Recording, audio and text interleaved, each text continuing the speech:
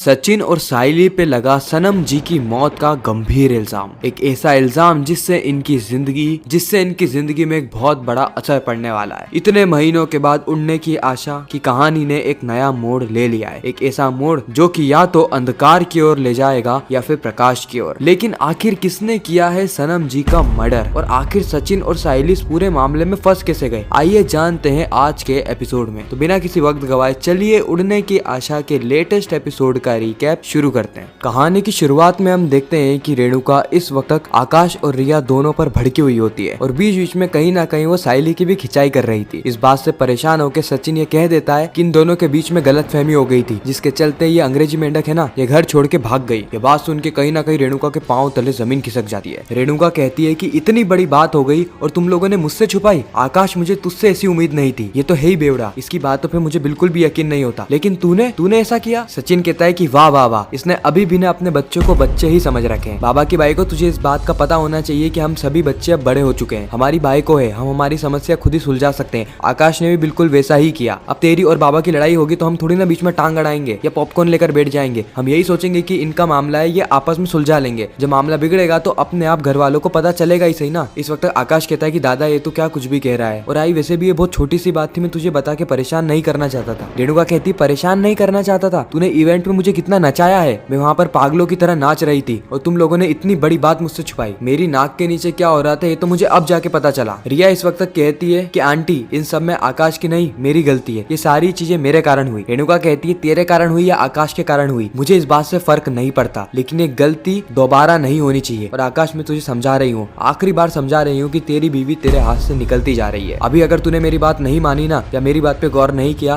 तो आगे जाके तू पछताएगा। इतना कहकर रेणुका वहाँ से चली जाती है। आकाश भी पीछे पीछे जाता है अपनी आई को समझाने के लिए। इस वक्त तक साइली रिया के पास आती है और रिया से कहती है कि रिया, तुम्हें उदास होने की कोई भी जरूरत नहीं है, तुम तो काकू को जानती हो ना, वो गुस्से में कुछ भी कह देती है। वैसे भी आकाश ने आज उन्हें इवेंट में कितना नचवाया है, शायद उसी का गुस्सा वो तुम पे उतार रही है। इस वक्त तक रिया साइली से माफी मांगते हुए कहती है कि सॉरी वहीनी, क्योंकि मेरे कारण आज आपको इतनी सारी बातें सुननी पड़ी। सचिन कहता है कि वो तो हमारा रोज का ही है, तो हमारी टेंशन मत ले, लेकिन हाँ गलती से भी तुम्हारे डाइवोर्स वाली बात बाबा की बाइकों की कान में नहीं जानी चाहिए, नहीं तो वो तुम्हारा जीना ही हराम कर देगी। अगले सीन में हम देखते हैं उस ट्रैफिक हवलदार को जो कि डॉक्टर के पास आया होता है अपनी माँ का इलाज करवाने। डॉक्टर इस वक्त साफ तौर पे कह देती है कि आपकी माँ को अभी के अभी एडमिट करने की आवश्यकता है, क्योंकि अगर ऐसा नहीं किया गया ना तो इनकी रिकवरी बहुत ज्यादा धीरे होगी। इस वक्त हवलदार कहता है कि मैं ट्रैफिक पुलिस में हूँ और आज मेरी ड्यूटी है, मैं ऐसे ही ड्यूटी छोड़ नहीं सकता, इसलिए आप प्लीज कोई और अरेंजमेंट देखिए ना, एक दिन या 2 दिन बाद का कोई सा अरेंजमेंट। लेकिन इस वक्त तक डॉक्टर कहती है कि आपकी फर्स्ट प्रायोरिटी आपकी माँ होनी चाहिए, उनकी हेल्थ होनी चाहिए। ड्यूटी का क्या है, अगर आप आज छोड़ भी देंगे तो कल वापस से भी ज्वाइन कर सकते हैं। इस वक्त तक जूही भी वहाँ पर मौजूद होती है, क्योंकि जूही यहाँ पर ही अकाउंटेंट का काम करा करती है। हवलदार इस वक्त तक बहुत ज्यादा कंफ्यूजन में होता है, उसे बिल्कुल भी समझ में नहीं आ रहा होता है कि वो करे तो करे क्या। एक तरफ उसकी ड्यूटी है और दूसरी तरफ उसकी माँ। खैर इस वक्त जूही कहती है कि आपको टेंशन लेने की कोई भी जरूरत नहीं है, आपकी माँ का ख्याल मैं रख लूंगी। हवलदार कहता है कि नहीं, आपको इतनी ज्यादा मेहनत करने की कोई भी जरूरत नहीं है। जूही कहती है कि इसमें मेहनत की क्या बात है, ये आपकी आई है, अगर मेरी आई भी होती ना तो भी मैं उनकी देखभाल करती ही सही, और वैसे भी ये सारे काम करना मेरी लाइफ की फर्स्ट प्रायोरिटी है। इस वक्त जो ट्रैफिक हवलदार होता है वो बहुत ज्यादा खुश होता है, क्योंकि अब उसे जॉब और अपनी माँ के बीच में किसी को चुनना नहीं पड़ा, भला हो इस लड़की का। इस और आकाश और अनिश भाऊ दोनों ही आते हैं आकाश के रेस्टोरेंट में पेट पूजा करने के लिए। इस वक्त तक अनिश भाऊ कहता है कि भाऊ तुम मेरे को यहाँ पर लेकर क्यों आया, तुझे वहीनी को यहाँ पर लाना चाहिए था। सचिन कहता है कि वो काम कर रही है, वो हमारी तरफ फोकट नहीं है, हम दोनों के पास काम नहीं, कम से कम उसके पास तो काम है, और वैसे भी मुझे पता है कि तू सुबह से काम कर रहा है और तूने अभी तक कुछ खाया नहीं है। अनिश भाऊ कहते हैं लेकिन इतने बड़े रेस्टोरेंट में आने की क्या जरूरत थी। सचिन कहता है कि आकाश का रेस्टोरेंट है और उसने मुझे 50% का डिस्काउंट कूपन भी दिया है, तू यहाँ पर बैठ और पेट पूजा कर। और उसी वक्त वहाँ पर ट्रैफिक हवलदार भी आ चुका होता है, वह भी यहाँ पर नाश्ता करने आया होता है, क्योंकि सुबह से उसने भी कोई नाश्ता नहीं किया था। सचिन की नजर जैसे ही ट्रैफिक हवलदार पे पड़ती है, सचिन वैसे उसे ताने मारना शुरू कर देता है। सचिन अनिश भाऊ को कहता है कि अन्य तुझे पता है आजकल के जो ट्रैफिक हवलदार लोग है ना, इनको किसी की पड़ी ही नहीं है, ये बस अपनी वर्दी का रोब जमाते हैं, इन्हें हमारे जैसा कोई भी इंसान दिखता है ना तो उस पे चालान काटने लग जाते हैं। अनिश भाऊ कहते हैं कि हाँ भाऊ तू बिल्कुल सही कह रहा है, फालतू लोग हैं, फालतू के चालान काटने लग जाते हैं, वो भी सिर्फ हम गरीब लोगों के। सचिन कहता है कि हम गरीब हैं, यही तो हमारी दिक्कत है, इन लोगों को ना जलन होती है, क्योंकि हम जैसे गरीब लोग मेहनत करके आगे बढ़ते हैं, इन्हें डर होता है कि कहीं हम इनसे आगे ना निकल जाए, इसीलिए ये अपनी वर्दी का रूप जमाते हैं, पढ़े लिखे लोगों से पैसे वसूल करते हैं। और अन्य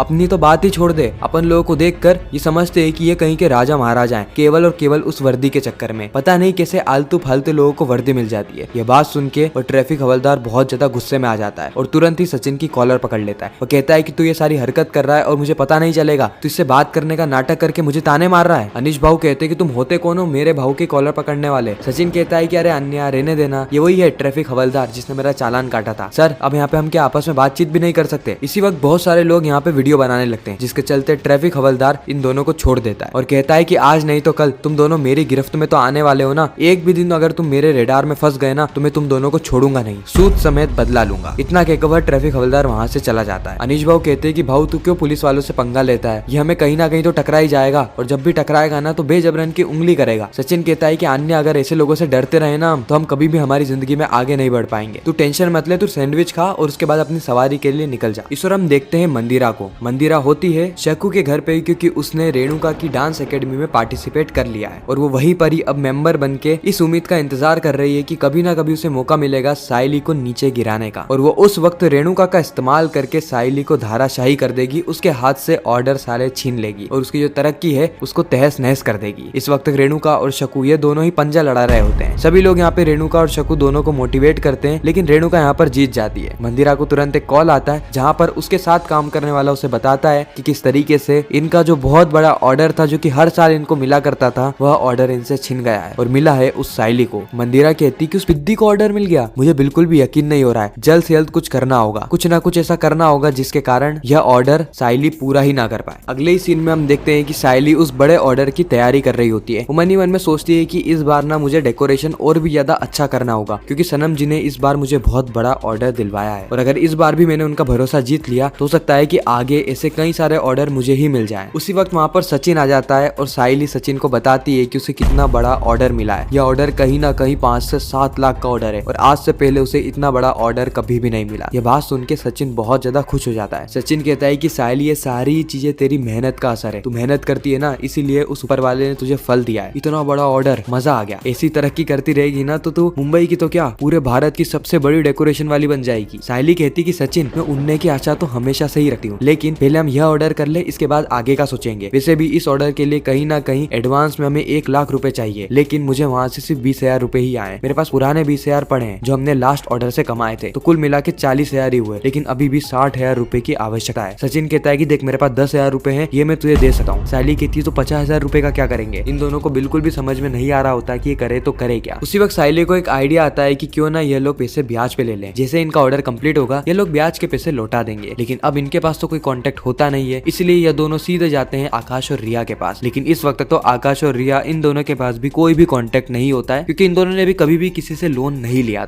था तो केवल और केवल बैंक से। लेकिन उस तेजस के चलते आकाश की सिविल बहुत ज्यादा नीचे जा चुकी है, यानी आकाश को बैंक से लोन नहीं मिल सका। खैर इस वक्त तक सचिन और साइली दोनों का ही मुंह उतर जाता है। लेकिन उसी वक्त अंग्रेजी मेंढक यानी रिया कहती है कि वही नहीं, आपको टेंशन लेने की कोई भी जरूरत नहीं है, आपको जितने पैसे चाहिए मैं इतने पैसे आपको करवा दूंगी। साइली कहती है कि रिया हम तुमसे पैसे कैसे ले सकते हैं। रिया कहती क्यों नहीं ले सकते, जब तेजस आकाश से पैसे ले सकता है तो आप भी मुझसे पैसे क्यों नहीं ले सकती। वैसे भी जब भी मुझे मदद की जरूरत पड़ती है तो आप सबसे पहले खड़ी होती है, और जब आज आपको मदद की जरूरत है और मैं आपके साथ ना हूँ तो मुझे आउटसाइडर जैसा फील होगा। इसीलिए रिया और आकाश दोनों ही मिलके आधे आधे पैसे सचिन और साइली को ट्रांसफर कर देते हैं। और इसी के साथ ही खूबसूरत एपिसोड यहीं पर ही समाप्त होता है। आने वाले एपिसोड में सनम की मौत की कहानी हमें बताई जाएगी, जहाँ पे पूरा इल्जाम सचिन और साइली पे लग जाएगा। आप आने वाली कहानी को लेकर कितने ज्यादा एक्साइटेड है कमेंट सेक्शन में जरूर बताना। बाकी मैं मिलता हूँ आप सभी से किसी नेक्स्ट इंटरेस्टिंग वीडियो में, जब तक के लिए गुड बाय।